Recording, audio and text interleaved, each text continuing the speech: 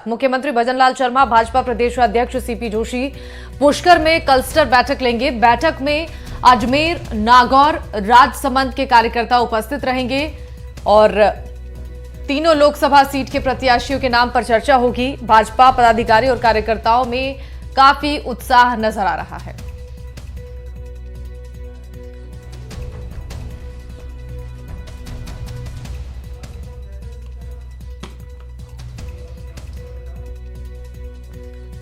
तो बड़ी खबर आप तक पहुंचा रहे हैं। लोकसभा चुनाव को लेकर लगातार तैयारियों को जोर दिया जा रहा है।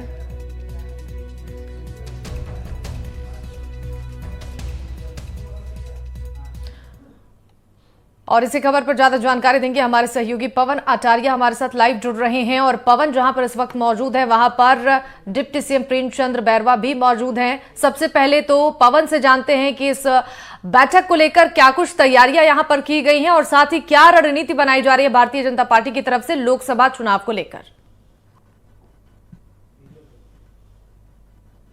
जी बिल्कुल, देखिए आज प्रदेश के मुखिया भजनलाल शर्मा और बीजेपी प्रदेश अध्यक्ष सीपी जोशी सहित डिप्टी सीएम प्रेमचंद बैरवा जो जहां पर आज पुष्कर के बूटा पुष्कर में एक रिसोर्ट है, वहां पर कार्यकर्ता एक सम्मेलन है, क्लस्टर की बैठक है, जहां पर राजसमंद, नागौर और अजमेर लोकसभा सीट को लेकर जो प्रत्याशी है उसके नाम पर चर्चा की जाएगी। और राजस्थान में जो किस तरीके से 25 सीट भारतीय जनता पार्टी की झोली में आए उसको लेकर जो तमाम पदाधिकारी कार्यकर्ता है उनको मंत्र यहाँ पर दिया जाएगा। तो ऐसे में जो तमाम पदाधिकारी है उनमें काफी खुशी का माहौल है। पिछले 2 महीने में दूसरी बार है जब मुख्यमंत्री भजनलाल शर्मा अजमेर के पुष्कर में आ रहे हैं। मेरे साथ में डिप्टी सीएम प्रेमचंद बैरवा जी हैं जो कि इस कार्यक्रम में शामिल होने आए हैं। और सर, किस तरीके का आयोजन रहने वाला है 3 लोकसभा सीट को लेकर?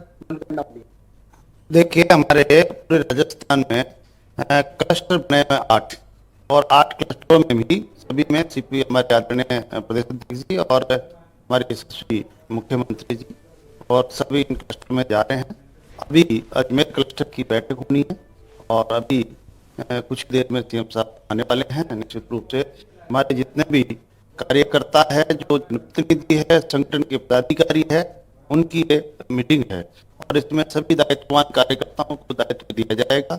और निश्चित रूप से जो हमारे विजन है, जो हमारा भारतीय जनता पार्टी में माननीय हमारे यशस्वी प्रधानमंत्री जी का, और हम इस बैठक में सबको दायित्व देकर हम काम बांटने का काम करेंगे। और हमारे जो माननीय प्रधानमंत्री मोदी जी का जो विजन है, जो 10 साल का जो कार्यकाल रहा है, उस कार्यकाल में आम जन में ये विश्वास है कि माननीय प्रधानमंत्री जी इसे हिंदुस्तान का जो मान और सम्मान दिया है और जो काम किए हैं वो ऐसे काम किए जिनकी हम सोच भी नहीं सकते थे, लेकिन वो काम इनके 10 साल के कार्यकाल में हुआ है। निश्चित रूप से अब पूरी हिंदुस्तान की आम आवाम में ये विश्वास है माननीय प्रधानमंत्री जी के लिए कि अगर आगे जो विजन है, जो सपना है विकसित भारत का, वो निश्चित रूप से हमारे प्रधानमंत्री जी पूरा करेंगे। इसलिए हम आज हमारी जो भी जन कल्याणकारी योजनाएं हैं जो प्रधानमंत्री जी के द्वारा दी गई और हमारे यहाँ अभी 3 महीने में अभी सरकार बनी है डबल इंजन की, राजस्थान में भी इनकी जो कल्याणकारी योजनाएं वो जन जन तक हमारी पहुंचाई गई है और उनको देखते हुए आम जन में विश्वास है और उस विश्वास को खराब करने के लिए हम आम जनता में जाएंगे। और हमारा विजन है 25 का 25 हम सीटें राजस्थान से जीतेंगे। जी, और ये बताएं जैसे कि पिछले चुनाव में 25 सीटें थी, क्या मुद्दे लेकर पब्लिक के बीच में जा रहे हैं? देखिए, जिस तरह से पिछली सरकार जो काम कर रही थी कांग्रेस गवर्नमेंट, उसकी नाकामयाबी आपने देखी होगी।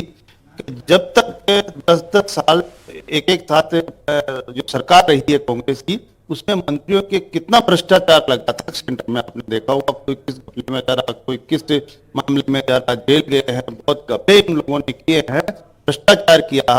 लेकिन अभी 10 साल में जो माननीय प्रधानमंत्री जी का जो सरकार रही उसमें माननीय नरेंद्र मोदी जी की, उसमें आप एक पे भी किसी पे इल्जाम नहीं गिरा और सब भ्रष्टाचार मुक्त हुआ है। और आम जन में ये विश्वास हो गया कि माननीय नरेंद्र मोदी जी अगर काम करता तो राष्ट्र हित में काम करते, राष्ट्र निर्माण के लिए काम करते हैं, चुनाव जीतने के लिए नहीं, वो राष्ट्र निर्माण और राष्ट्र हित में काम करते हैं। अभी मुख्यमंत्री जी आने वाले हैं यहाँ पर, तो किस तरीके की सीरीज भाई कितना समय यहाँ पर रहेगा और किस तरीके की बैठक होगी?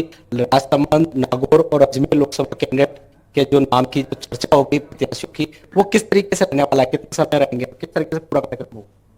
देखिए, नाम की चर्चा और ये सब सब जगह से हमारे जिस दायित्ववान कार्यकर्ता है उससे पहले ले ली गई है और निश्चित रूप से और कार्यकर्ताओं से पूछा जाएगा। निश्चित रूप से इसमें कोई टिकटॉक नहीं, हमारे केवल हम तैयारी कर रहे हैं इससे भारतीय जनता पार्टी की, हम हर सीट पे हमारा कमल का फूल लेके हम चुनाव लड़ेंगे। कैंडिडेट हमारा कोई भी कार्यकर्ता हो सकता है, लेकिन हम इस कमल के फूल के साथ रहकर और हमें जिम्मेदारी जो मिलेगी उस जिम्मेदारी को बखूबी से निभाते हुए हमारा जो विजन है 25 की 25 सीटें भारतीय जनता पार्टी की झोली में। लगातार दूसरे संगठन, दूसरी पार्टी के लोग आपकी पार्टी में जुड़ते आ रहे हैं। देखिए, ये हमारी पार्टी का संस्कार, रीति नीति को देखकर कांग्रेस के जितने भी लोग आ रहे हैं, अदर पार्टी के जितने भी लोग आ रहे हैं, ये उनको विश्वास है कि भारतीय जनता पार्टी अगर विकास कर सकती है या आम जन का भला कर सकती है, हर वर्ग के लिए अगर काम कर सकती है तो भारतीय जनता पार्टी कर सकती है। जिस तरह से इन्होंने 5 साल में, अभी पिछली हमारे राजस्थान में जो सरकार है कांग्रेस की, उसकी आपको देखा होगा कि 5 साल उन्होंने केवल और केवल किसानों को, हमारे युवाओं को, सबको धोखा दिया है, झूठ बोला है, झूठ बोल के भी सरकार में आए थे। उन्होंने पेपर लीक करके हमारे युवाओं को बेरोजगारी से बेरोजगार किया है और किसानों से धोखा किया कर्जा माफी के नाम से। राजस्थान नंबर 1 पे आया है महिला अत्याचार और दलित अत्याचार में, और इनका खेल चला है 5 साल केवल और केवल कुर्सी का, और एमएलए को पूरी छूट दे रखी थी इनको। जो आम जन में जितनी भ्रष्टाचार जो आम विधानसभा में हुआ तो आप लोगों से सबसे छुपा हुआ नहीं है। इसलिए सब जनता में ये विश्वास है भारतीय जनता पार्टी के लिए कि भारतीय जनता पार्टी आम कार्यकर्ताओं को, छोटे से कार्यकर्ता को भी हम उस दृष्टि से लेते हैं, कोई छोटा न बड़ा, जिसको भी दायित्व मिलता है उस दायित्व को निर्वहन करते हैं। इसलिए हमारे ऐसा नहीं है, किसी पार्टी की रीति नीति को देखते हुए भारतीय जनता पार्टी में विश्वास करके आ रहे हैं और हमारे उधर कोई जा नहीं रहा है। निश्चित रूप से भारतीय जनता पार्टी के पक्ष में लोग हैं।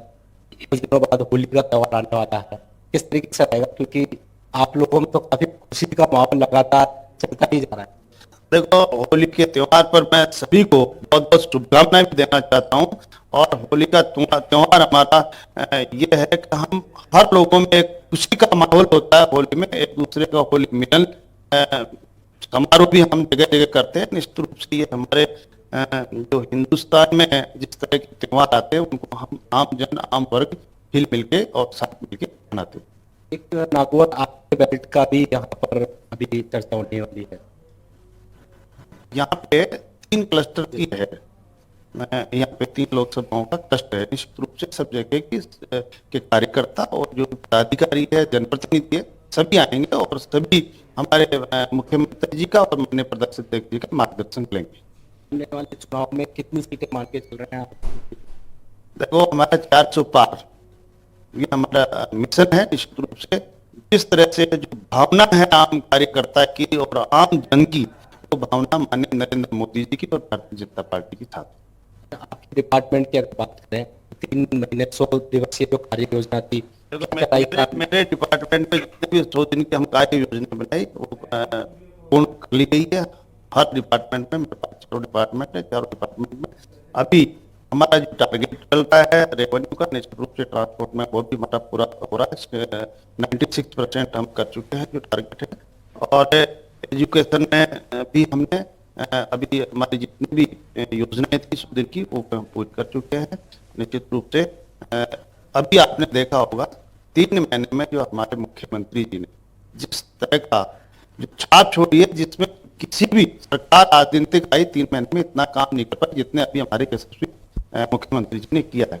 आप देखिए, उन्होंने आते ही रसोई गैस में महिलाओं के लिए छूट दिए, सब्सिडी दिए, हमारे किसानों के लिए छूट दी है अभी 100 रुपये गेहूं पे, और हमारे इतना ही नहीं, ऐसा तो कभी किसी ने सोचा ही नहीं था कि हम इस पेट्रोल डीजल के भाव को राजस्थान में किस तरह से करें। जो इन्होंने आकर के किया तो ये आम जन को फायदा मिलेगा, इसमें व्यापारियों को भी, ट्रक ऑपरेटर को भी, हमारे किसानों को भी, हर व्यक्ति को लाभ मिलेगा। और जो ब्लैक मारी हो रही थी पेट्रोल डीजल की दूसरे प्रदेश से, उसमें हमारे को राहत मिलेगी। एक तो ये कदम उठाया उन्होंने। हमारे कर्मचारी भाई है उनको 4% का डीए देकर राहत दी है।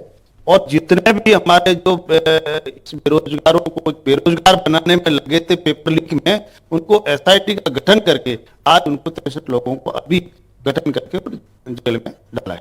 तो निश्चित रूप से जिस तरह से हमारे मुख्यमंत्री जी काम कर रहे हैं, इतने कम समय में इतना अचीवमेंट लिया है, निश्चित रूप से ये सराहनीय है। और आगे भी हमारे माननीय प्रधानमंत्री नरेंद्र मोदी जी के निर्देशन में और डबल इंजन की सरकार, उनकी लोक कल्याणकारी योजनाएं और राजस्थान की जन कल्याणकारी योजनाओं को हम जनता तक पहुंचाएं। तो ये थे सीएम प्रेमचंद बैरवा जी। उनका कहना है कि साफ तौर पर आने वाले लोकसभा चुनाव में फिर से राजस्थान में 25 के 25 सीट प्रधानमंत्री नरेंद्र मोदी के नेतृत्व में यहाँ राजस्थान में जीतकर आगे 400 पार का जैसा कि नारा दिया जा रहा है वो साबित होगा। बिल्कुल ठीक है पवन, बहुत बहुत शुक्रिया आपका तमाम जानकारियों के लिए। मुख्यमंत्री भजनलाल शर्मा अपनी सादगी के लिए अलग पहचान बनाए हुए हैं। वो कहीं भी जाते हैं तो थड़ी पर बैठकर चाय पीने और रेहड़ी से सामान खरीदकर खाने की तस्वीरें काफी सामने आती हैं। इस बार एक नई और ताजा तस्वीर सामने आई है झुंझुनू से। दरअसल झुंझुनू में क्लस्टर बैठक और कोर कमेटी की बैठक में शामिल होने के बाद से मुख्यमंत्री झुंझुनू हवाई पट्टी के लिए जा रहे थे तो उन्होंने अचानक रेलवे स्टेशन के पास फलों की एक रेहड़ी देखकर अपने काफिले को रुकवा लिया। उन्होंने खुद गाड़ी से उतरकर रेहड़ी वाले से केले और अंगूर खरीदे और यूपीआई यानी कि केले और अंगूर के 180 रुपए का डिजिटल भुगतान किया। इसके बाद से इसी रेहड़ी के पास गन्ने का जूस निकाला जा रहा था। मुख्यमंत्री भजनलाल शर्मा गन्ने के जूस वाले के पास भी पहुंचे और उन्होंने भाजपा प्रदेश अध्यक्ष सीपी जोशी और प्रदेश सह प्रभारी विजय राहटकर के अलावा अपने सभी स्टाफ के लिए गन्ने का जूस निकलवाया और खुद भी पिया और सभी को पिलाया। रेहड़ी और गन्ने के जूस वाले अपने बीच मुख्यमंत्री को पाकर काफी खुश नजर आए। वहीं मुख्यमंत्री ने पत्रकारों से बातचीत करते हुए ज्यादा कुछ तो नहीं कहा, लेकिन इतना जरूर कहा कि निकलते हैं तो कहीं ना कहीं कुछ ना कुछ लेना ही पड़ता है भाई।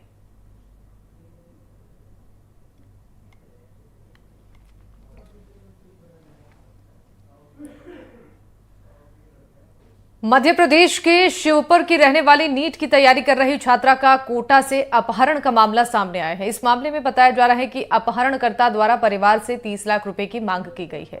इस मामले में अपहरण के तार इंदौर से जुड़ रहे हैं। इंदौर के भंवर कुआं पुलिस थाना क्षेत्र के ही एक सिमरन नामक हॉस्टल में रहकर छात्रा ने नीट की तैयारी की थी और बताया जा रहा है कि इसी हॉस्टल से आखिरी बार छात्रा किसी युवक के साथ बाहर जाती हुई नजर आई थी। और इस मामले में कोटा पुलिस के इंदौर होने की पुष्टि क्राइम ब्रांच इंदौर के एडिशनल एसपी राजेश दंडोतिया द्वारा की गई है। उन्होंने बताया है कि मामला गंभीर है। इस मामले में कोटा पुलिस का इंदौर पुलिस पूरी तरह से मदद कर रही है।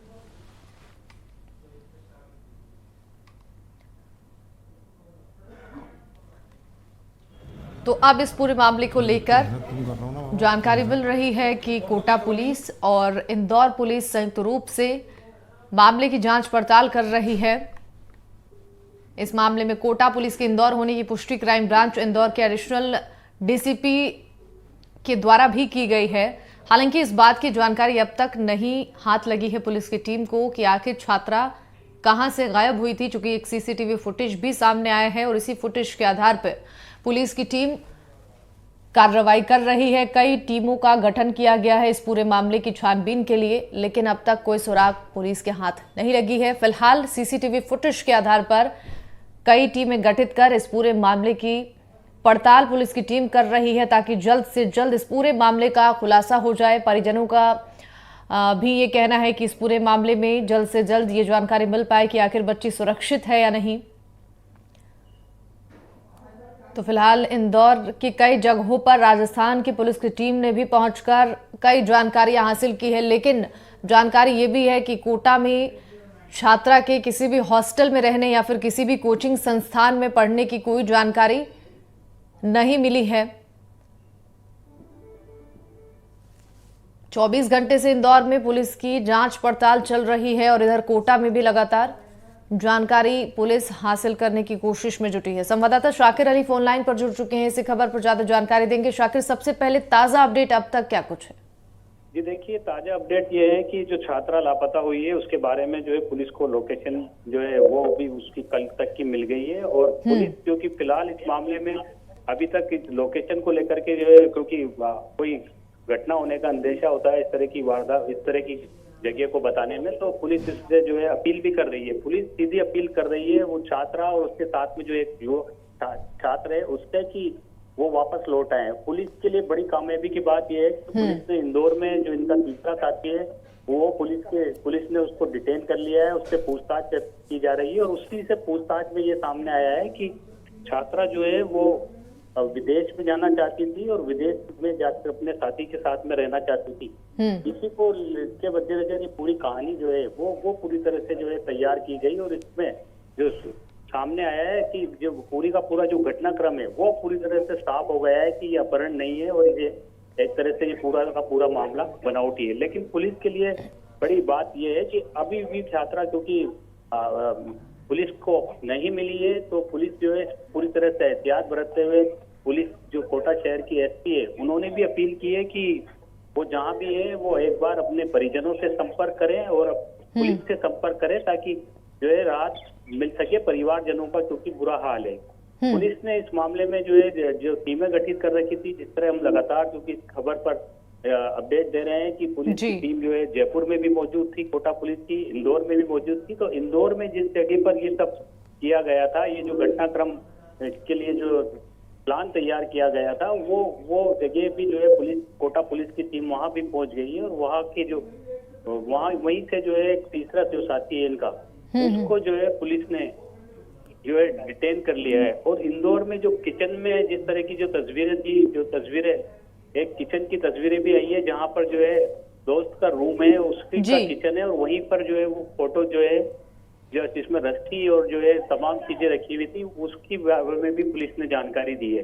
लेकिन पुलिस की बड़ी बात यह है कि पुलिस जो है इस पूरे मामले में लगातार अपील कर रही है कि जो छात्रा है उसको वो अपने घर वालों से संपर्क करे। और रात की बात यह है कि इस पूरे मामले में अब तक कोई अपराध कारित नहीं हुआ है, यानी छात्रा जो है वो सुरक्षित है। और पुलिस चाहती है कि वो छात्रा जो है परिजनों से संपर्क करे या पुलिस से संपर्क करे। जहाँ तक वो उनके अपहरण की बात है, वो पूरी तरह से अपहरण वाली बात जो है वो उस पर से पर्दा उठ गया है। ये पूरा का पूरा एक प्लान किया गया था और छात्रा जो है विदेश में जाना चाहती थी अपने साथी के साथ में। ये बात जो है शहर एसपी ने अभी फिलहाल प्रेस पत्रकार वार्ता में बताई है। जी ठीक है शाकिर, आपका बहुत बहुत शुक्रिया इन तमाम जानकारियों के लिए। और कोटा से अगवा छात्रा केस में पुलिस को अहम सुराग हाथ लगा है। दुर्गापुर रेलवे स्टेशन के सीसीटीवी में 2 संदिग्ध के साथ छात्रा नजर आ रही है। सीसीटीवी फुटेज में छात्रा 2 संदिग्धों के साथ रेलवे स्टेशन के बाहर दिखी। सीसीटीवी के आधार पर पुलिस इस मामले की पड़ताल कर रही है और सीसीटीवी कैमरे में कैद हुई तस्वीर 18 मार्च की बताई जा रही है। इस बीच जांच में जुटी पुलिस ने बड़ा खुलासा करते हुए कहा है कि छात्रा कोटा के किसी भी कोचिंग संस्थान में नहीं पढ़ रही थी, ना ही किसी पीजी या हॉस्टल में रहने के सबूत मिले हैं। पुलिस के मुताबिक कोचिंग से जो भी मैसेजेस परिजनों को भेजे गए, असल में वो मैसेज कोचिंग सेंटर ने नहीं बल्कि छात्रा ने अपने मोबाइल फोन से भेजे थे। लड़की पिछले 2 दिनों से लापता है। लड़की कहां है अब तक इसकी जानकारी नहीं मिल पाई है। कोटा पुलिस की ओर से छात्रा के बारे में जानकारी देने वालों को 20,000 का इनाम भी घोषित किया गया है। छात्रा की तलाश और आरोपियों को पकड़ने के लिए अलग अलग पुलिस की टीमों का गठन किया गया है। दिल्ली और इंदौर की भी टीम को भेजा गया है। किडनैपर ने छात्रा के पिता से 30 लाख रुपए की फिरौती मांगी है। रुपए नहीं देने पर छात्रा को जान से मारने की धमकी दी है। वहीं इस पूरे मामले पर कोटा शहर एसपी अमृता दुहन ने कहा है कि पुलिस की शुरुआती जांच में जो तथ्य सामने आए हैं उसके मुताबिक छात्रा का कोटा में किसी कोचिंग संस्थान में दाखिला नहीं हुआ था और ना ही वो कोटा के किसी हॉस्टल या पीजी में रह रही थी। पुलिस की माने तो फिलहाल ये भी स्पष्ट नहीं हो सका है कि छात्रा का अपहरण कोटा से हुआ है या किसी और जगह से।